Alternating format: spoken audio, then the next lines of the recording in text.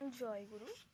শরৎদা একদিন শ্রী শ্রী ঠাকুরকে জিজ্ঞাসা করলেন, জগতে একটা ইচ্ছা ছাড়া কি দুটো ইচ্ছা আছে?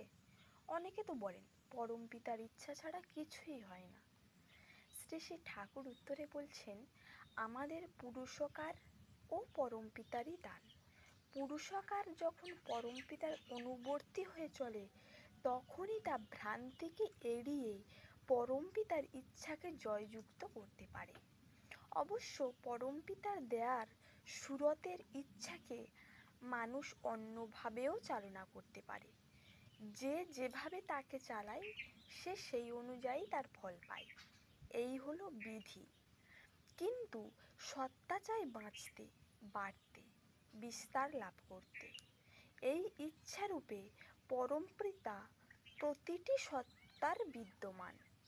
মানুষ তার ইচ্ছা শক্তির স্বাধীনতার অপব্যবহার করে সত্তাকে যখন বিপন্ন করে তোলে, তখনই পরম পিতার দেয়া বাঁচা বাড়ার ওই আদিম ইচ্ছা তার ভিতর দাউ দাউ করে জ্বলে ওঠে।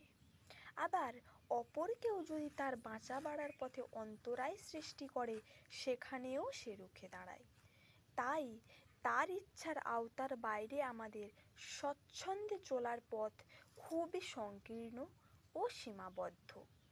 সে পথ থেকে ফিরে আসতেই হয় বাঁচার তাগিদে। সত্তাপালে ইচ্ছারূপে তিনি প্রত্যেককে জড়িয়ে ধরে আছেন।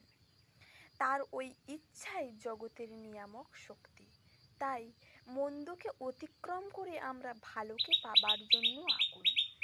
মন্দের প্রতি আমাদের আসক্তি থাকতে পারে, কিন্তু সাধারণত তাতে আমাদের তৃপ্তি নেই। আবার ভালোর প্রতি আমাদের আসক্তি না থাকতে পারে, কিন্তু ওর মধ্যেই আমাদের তৃপ্তি।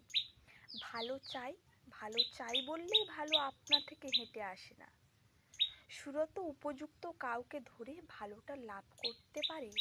ওই টান ভেঙে গেলে মানুষ যষ্টিচ্যুত হয়ে যায়। দাঁড়াবার জন্য অবলম্বন চাই। বানর গাছের যে ডালটা ধরে ঝোলে, সেটা ভাঙলে লাফিয়ে আর একটা ডাল ধরে। ঝুলতে গেলে ধরতেই হবে একটাকে। ইষ্ট হলেন আমাদের নিত্যকালীন আশ্রয়। আমাদের সব গেলেও কিছু যায় না, যদি ইষ্টনিষ্ঠায় ভাঙন না ধরে। ওই টানই নির্ধারণ করে জীবন।